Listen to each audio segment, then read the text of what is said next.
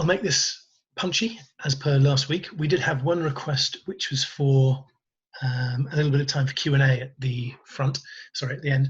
So I will try and move fairly quickly through this and talk as usual quite fast. And sort of apologies again for doing that if I go too quickly.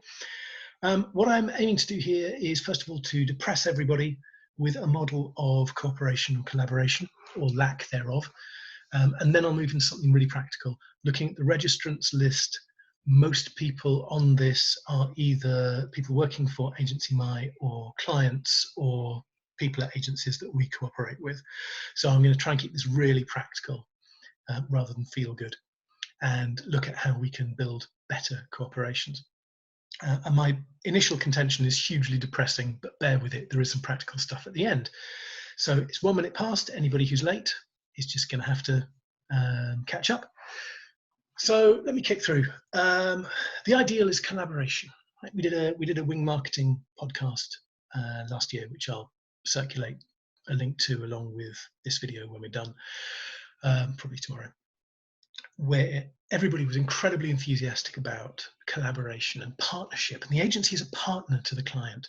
And some people really push this. You get people talking about a marriage between partners and agencies. Now, this is a marriage where one partner has all the money, everything is basically being done for their benefit, and they call all the shots, right? That's a very Victorian marriage. I'm not sure I'd really want to go there, and maybe we're over-egging it a bit. But there is this aspiration towards collaboration. Knowledge work in the 21st century is all about collaboration, and this business relationship's a partnership. So let's unpack that a little bit and look at whether that's how the pressures really apply. In our working life, is there anything actually pushing us towards genuine collaboration? And let me share screens here.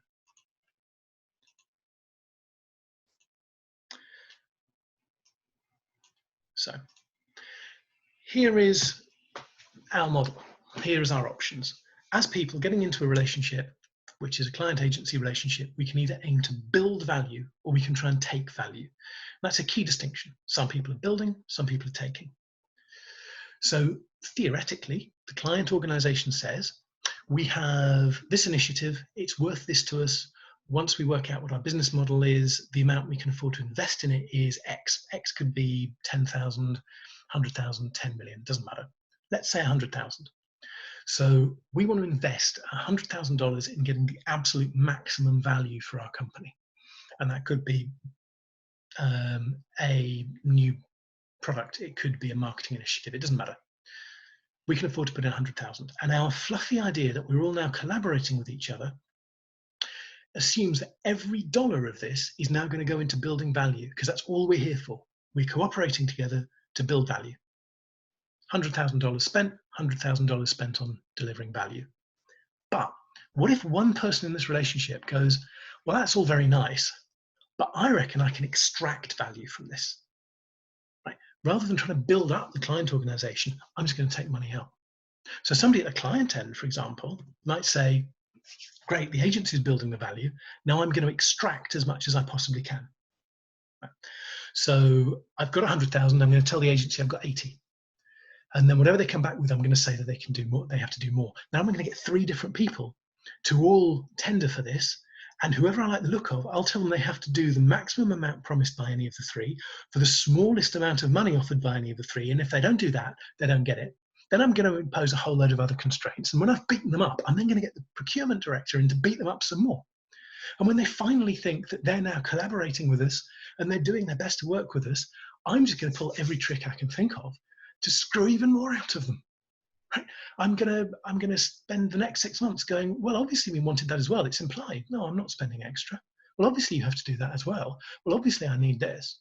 Meanwhile, the finance guys were meant to be paying on 15 days, but they're paying on 30, 60, 90. When the agency is nearly going bust, I'm going to turn around and I'm going to say, I can have a word with finance, but we still haven't resolved whether you're going to be doing this for us or not. You are committed to this relationship, aren't you? I need to know before I talk to finance, right? And this can get really super extreme. I won't bore you with the boring war stories, but if that sounds bad, that's not bad, right? There is way worse out there. And let's not pretend that this is all the big bad client. The agency can do the same thing. Oh, you've got 100,000. Oh, that's a shame. We really need 150. And I'm going to do this big dog and pony show about how awesome it's going to be if you give it 150.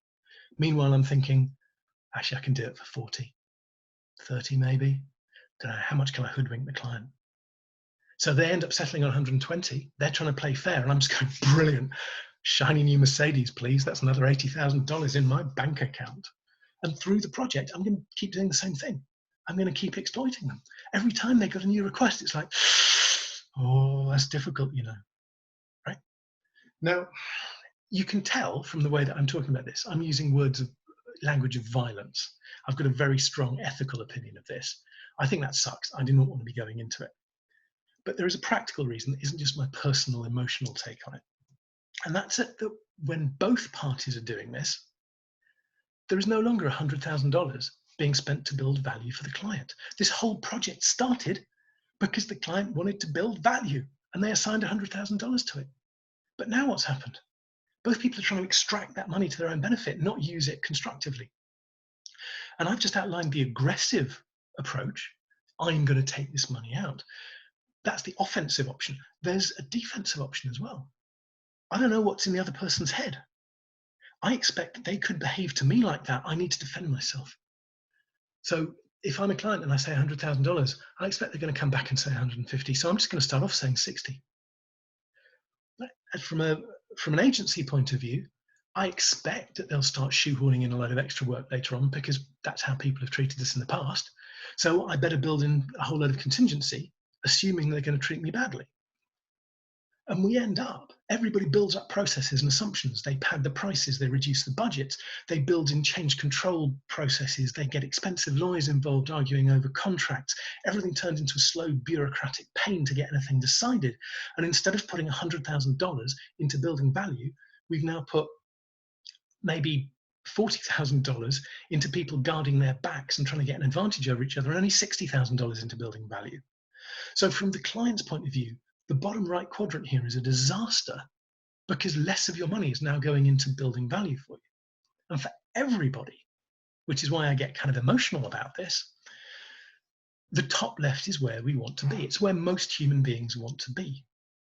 So you can make a logical argument for the take value. And a totally unsexy example of this is back in 1968, a guy called Albert Carr wrote in the Harvard Business Review an article that was notorious for a few decades after that, and now everybody tries to forget it ever existed because we're so busy being fluffy and talking about collaboration, right? And he said the ethics of business is the ethics of poker. So long as you obey the rules of poker, nobody criticizes you for bluffing, or what we might call lying. So as long as you obey the rules of poker, which in business are the laws of your society, you can do absolutely anything you want. So by Carr's estimation, the agency folks who say, well, I'm going to tell them it's going to cost 150, but I can do it for 40 and I'm buying me a shiny new Mercedes, it's totally ethical, right? So there is a logical defense for that kind of behavior. Everything we've outlined is logical, but ultimately most of us got into the work we're doing because we gain satisfaction from it. We're human beings. We want to be engaged. We want to enjoy it, right? I love seeing complicated processes coming together, and I love the results at the end. A graphic designer will love creating something visual and seeing how it behaves, how it affects people's behavior. We all got into it for this. Very few of us got into this because we wanted a fight. Great, I've got out of bed in the morning. Let me try and argue with people all day. No, we want to get results. We want to do the work. So from a point of view of the client, we want to be moving into the top left-hand quadrant because we want the maximum result for our spend. From the point of view of a far-sighted agency, we want to be in the top left-hand quadrant because I want our clients to grow as fast as possible, build value in their own businesses as far as possible. And next time it won't be 100,000, it'll be 200,000 or 300,000 because they're getting more successful. And they're giving us even more awesome challenges to get our teeth into. And from a human point of view, we want the satisfaction of doing an awesome job and getting good results. Anybody who doesn't want to be doing that, you shouldn't want to hire.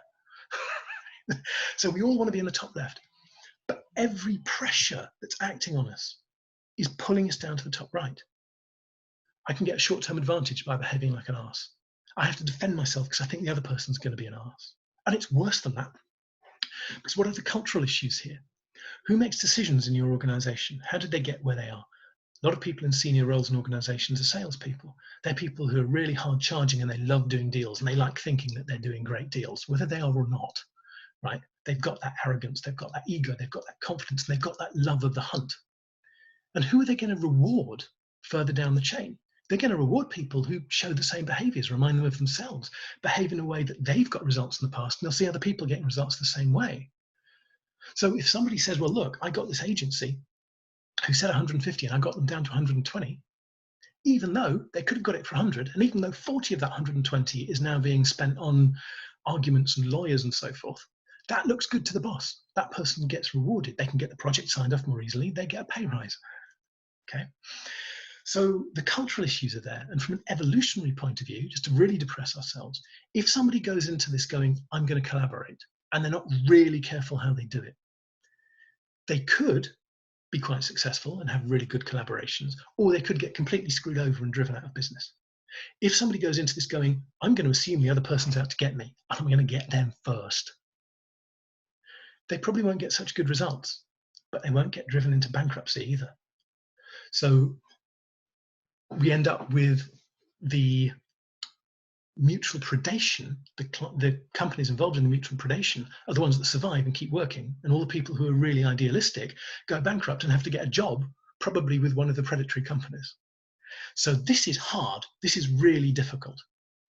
The natural state of things is pulling us down into the bottom right-hand corner. It is natural for people not to be able to collaborate. And if we want to collaborate, because we want to get better results for the client, because we want to build up the success of the long-term endeavor, because that's where the satisfying work is, and that's what makes us grin like maniacs and want to get up again tomorrow morning. Right? If we want to do all those things, we really have to work at it. So let me now jump into a few practical examples, and keep this in mind, but I'll get rid of this image now. Let me now jump into a few practical examples of what we can actually do to build more collaborative relationships. Now, in no particular order, I've got 9 points. So each of these are 9 things that people can keep in mind and use in future.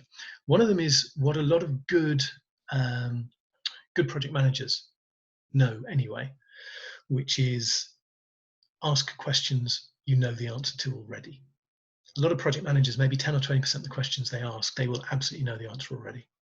They will be really happy if somebody proves them wrong and gives them a better answer than they were expecting, but they're looking for somebody to give them a bad answer, because the people who are giving you answers that serve themselves but you know are wrong, they've just kind of given away their motives.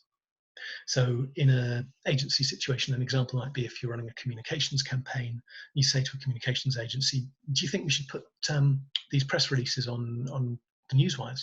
Should we pay for them to go on the PR newswires? You should have data about what will happen when that happens. In your industry, you know what the results of that are in terms of whether it generates sales leads, whether it leads to traffic to your website. Now, if they tell you the truth, good. If they tell you something you didn't know about how you can exploit that, brilliant. If they point out it also has other benefits to other parts of the organization, for example, SEO, great. They're building up your understanding. If they come up with an even better idea and say, well, look, you may think that's a good idea, but then fantastic, that's the proactivity you want. So ask questions you know the answer to, and see if people are being fair with you, and see if they're actually teaching you to know even more. Which kind of leads into point number 2. It's worth being over-informed and getting more informed. So an example of that might be, if you're working on the client side, go to any of your agencies and ask them what the people in their discipline get paid in the city they're in. Just out of academic interest. You've actually just asked them how much they pay their people. And a lot of people are really cagey about giving out that information, because now you can work out what my margin is, etc., etc. If you want to ask me that, I will tell you what people get paid in London, what they get paid outside in London, how it works across the rest of Europe, how that impacts our business model, how it impacts a normal agency business model. As far as I'm concerned, I want you to be as informed as possible so you can make the best possible decisions, and so that you understand the pressures that you're pushing on us unintentionally with some of the requests you'll be making, and why some things are easier for us than you might think and some things more difficult. If I can share that information, that's fantastic. There's a devious reason why I will give you an honest answer to that as well. If I give people early on in the relationship levers that they can beat me with, and again, I'm using that language of violence for this more exploitative relationship, then they're telling me that I don't want to work with them. Right? If I tell you how my finances work, and you go, okay, cool, that's really useful. We can build that into our planning. Fantastic.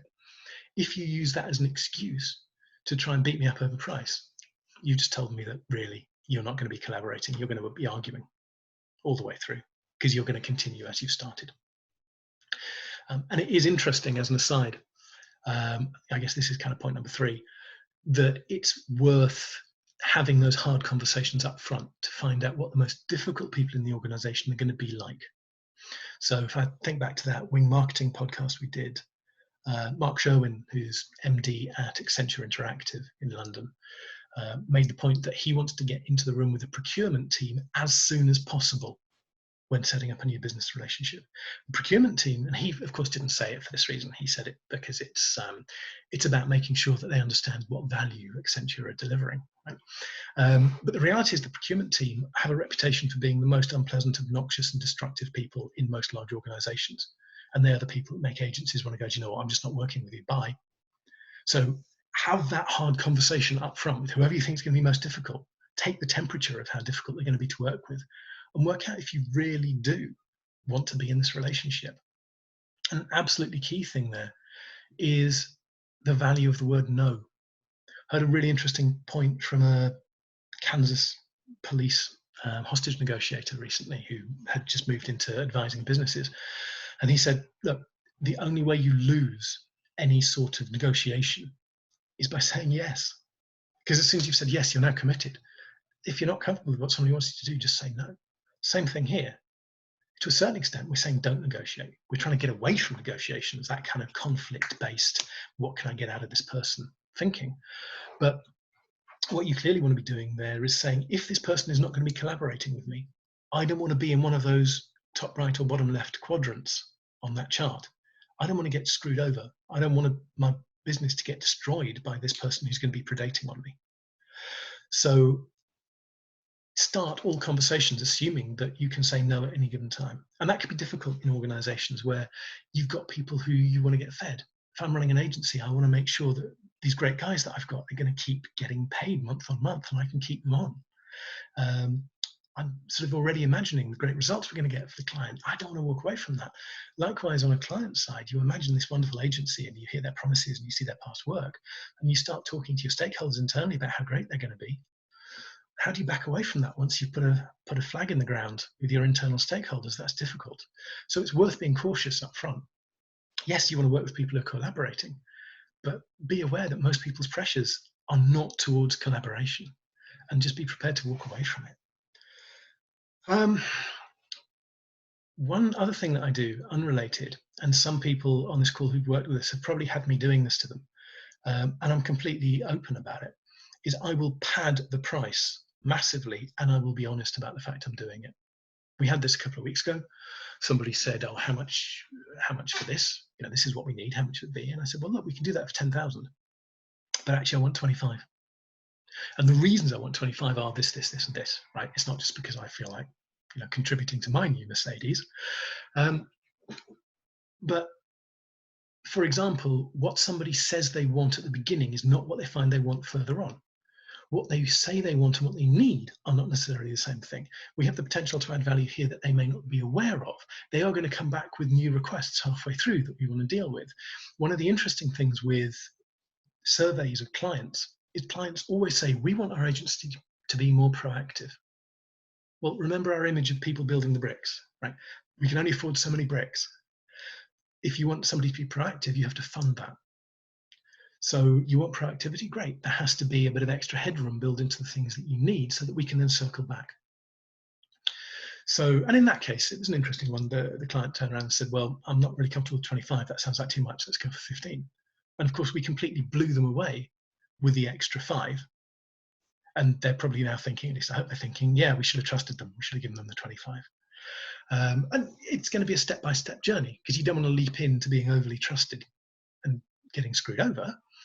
But if you can go step by step, then you can build up that trust and you can show your ability to work proactively with each other. Also, another related point on that is you can be tactical about it and you can be quite methodical about it. One thing that most people I'm less sharing of is I cannot have a version of the Boston Matrix I work with. Now, a couple of people on this call have, got MBAs and they'll know what the Boston Matrix is. So when you're a big company, you look at all your various your businesses or your investments, and you compare them by growth potential and market share, and you get a sort of quadrants similar to the chart we've just looked at. Now, I do something similar with budget and growth potential. And so if there's a client that's got growth potential, then dependent upon their budget, we might say, well, do you know what, for a couple of months, we're not going to make any money out of this client. And there's one company in particular I can think of we did this with quite dramatically last year, where, okay, we'll just not make a profit for a couple of months, and we'll use that money to show them what we could do. And it's not so much a sales thing because, we haven't really got a sunk cost. We haven't lost money on this.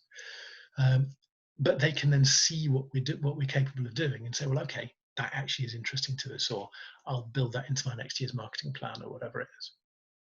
So it's not just a question of sort of saying, hey, I'll throw money at the agency and hopefully they'll be proactive, or as an agency going, hey, I'll be proactive. Oh my God, I've just lost money. You can be quite logical in how you assign budgets to that. Related to budgets, flexibility is a huge issue. Just a thought, if anybody, just as a bit of a plug, if anybody wants to drop a question into the Q&As, go for it, because after saying last week that you wanted Q&As, I have no questions yet, so this might literally be me talking until past. Flexibility is massively important. If a client is in a situation where if they don't spend their year's budget, then they will get less money next year. And if the agency has a lot of people on salary, you've got two people who have a vested interest to spend money when they shouldn't.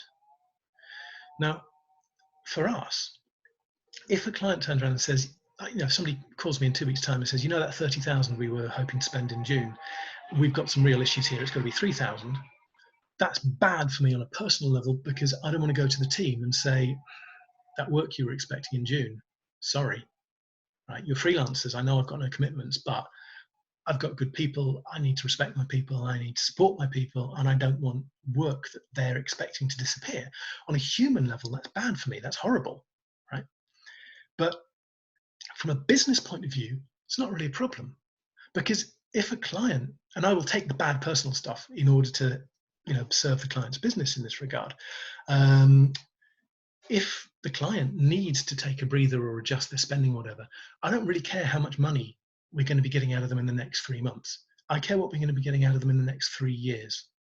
So if I can be flexible, then they can be flexible and we can build for this long-term growth. Whereas if I was going, oh my God, I've got a huge salary bill to build, to pay next month and the month after, I would have an incentive to try and get people to give me money that they shouldn't be giving me. And incentives are awkward. Another incentive that's definitely worth mentioning is commissions. It's very difficult to build a collaborative relationship when you've got a salesperson who's heavily incentivized by short-term commissions. So we're reviewing this now, and we've never paid commissions. Now our logic is either we want to be paying just for salespeople's time, or because salespeople kind of like commissions, we want to pay on what happens over the next 2 years. I don't want a salesperson to bring me somebody who's going to be a nightmare. They're going to be trying to beat me up for 2 months, 3 months, 4 months. We're going to deliver lousy value, and in the end, we never talk to each other again. I'd much rather work with somebody we're going to be working with successfully for the next 3 years. So I want to incentivize salespeople to deliver clients to us who we will work with successfully for the next 3 years. That's not necessarily always going to be the case if somebody is paid on a percentage based on what was invoiced in the first 3 months of a project or whatever. So that's worth keeping in mind, how people are incentivized within the organization with commissions and so forth. Just to reiterate as well, I've got a point here about thinking long term. A lot of what I've just said, if you kind of go back and think about it, is we can focus on collaborating with the client because we want the long-term wins. Right? I don't really care what happens to my company in the next 3 months as long as it doesn't go bust. I really care what's going to be happening in 3 years' time. And so to work with a client who's going to be huge in 3 years' time, is important to me. To work with a client that I can fleece money out of in the next 3 months is not interesting. So, I talk about ethics and I talk about morality a lot. And obviously I'm sincere, or I'm going to tell you I'm sincere. But it's worth keeping in mind that the way my business is structured, I have an incentive to think long term and to collaborate. But it's worth looking at people's business models, and particularly if they're working on very short term thinking, they may not have that incentive to collaborate. And it's hard to work against your incentives, whatever you say your morality is. Last point I was going to make, I could go on a little bit about building networks. That very often collaboration isn't just two people. And in a previous role, I built a network of agencies and development companies and so forth based on principles of open innovation, which some people might remember being very trendy kind of about 10 years ago, 15 years ago. What I'll do is I'll quickly just check the Q&As. Anonymous attendee. I've got two. Okay. One is Claude, who's from Agency My. Which one would you choose? A client you like with less budget, or an arse with a huge budget to dispose? Which one's going to get me up in the morning, right? The client I like with less budget, if they're going somewhere as a business, it's not going to be a small budget forever. It's going to keep going. And you know what? Even if it stays as a small budget, we're going to be motivated. How do we go to the team when we're not motivated? We've just come off a call with a client where we've just got beaten up, and we now need to enthuse the team to do awesome work. That's not happening, right? When everybody overstates their ability to lie. That's one of the interesting pieces of research if you look into negotiation. People who are involved in negotiations always overstate their abilities with regards to things like how much they can conceal. Now, if we're talking to members of the team, it's similar, right? We can't pretend that this is a really inspiring, awesome client if actually they're driving us crazy. And at the same time, if we haven't got the budget from them to invest in quality, we can't inspire the team. Keep in mind, the arse may have a big budget, but they're going to be really difficult about letting us actually spend it effectively for them. Second one was anonymous attendee. Example of worst and best experience when collaborating with a client. Okay, the worst experiences aren't collaborations. The worst experiences are things that clearly are not meant to be collaborations. We've got 3 minutes left, so I'll give two quick answers. One is, I said at the beginning that what I'd outlined in terms of the way that commissioning companies can beat up their suppliers or partners was not the worst I'd seen. Probably the worst I saw was I had a ringside seat years ago for a company who'd commissioned a project, realized they didn't want it. The contract did not give them a way out, but a management consultant pointed out to them that they could deliberately delay the completion of the project because they were not financially responsible for delays that were of their own doing, and then invoke penalty clauses. They worked out they could make more money out of invoking penalty clauses so that the supplier paid them for the privilege of doing work than they would make if they ever commercialized the product that their marketing team said they no longer needed. So this can get absolutely brutal. And I've seen it the other way around as well. I'm not trying to pretend that the clients are always the bad guys here. I once saw a software development house complete a piece of code. It was a full project. It was a 2-year project. And the code had to be available in 5 days' time. And they just turned around and said, right, that'll be £200,000. Right. Well, what do you mean £200,000? That's not in the contract. We don't owe you that. Well, we feel we deserve it, and we know you want it in 5 days' time. What are you going to do? Yeah, it's blackmail, but your company's screwed if you don't get the code in 5 days' time. How long are the lawyers going to take to argue? You pay the $200,000. Actually, that did have a slightly happier ending. I was on the receiving end of that, and we did get a better result than just caving into the blackmail, but it was no fun. The best results are difficult. I mean, we had one. I'm not quite sure who's on this call and who's not. We had one earlier today, which was just we had some discretionary spend on a project, and I got the feedback on Skype from the client, and it's like totally over the moon. Every little win is incredibly gratifying, knowing that you've been able to add that much value in that case a very short period of time. You don't get to do that if you're fighting with people. All of those little wins are only things you can do if you're really collaborating.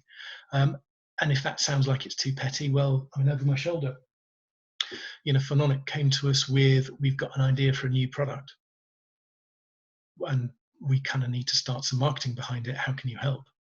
And a couple of years later, those refrigerators were in hospitals all over the US, and they exited from that business to Thermo Fisher. From their point of view, it was a massive success from a corporate point of view. And from our point of view, working with them, we managed to add a huge amount of value to that.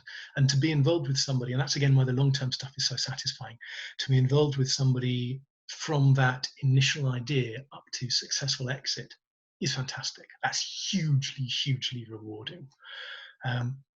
So yeah, I hope that answers those. That has literally taken us to half an hour. So our aim on these is obviously to try and be punchy, try to be practical. Those 9 points, which I think I expanded to 10 when I was talking, what I will do is I will write those up as bullet points, and tomorrow I will share a video from this, complete with the questionable camera quality, sorry about that, and I'll include those 10 points. I'll include links to the Albert Carr article if anyone's interested, into the Wing Marketing podcast that I referred to earlier. I will also be looking at putting together a schedule for the next month's webinars. The next one, just falling out of a conversation that we had with a client a few days ago, was looking at how you, or how agencies, how external collaborators can adjust how they behave to an organization based on differences within that organization in their attitude to or desire for change and speed.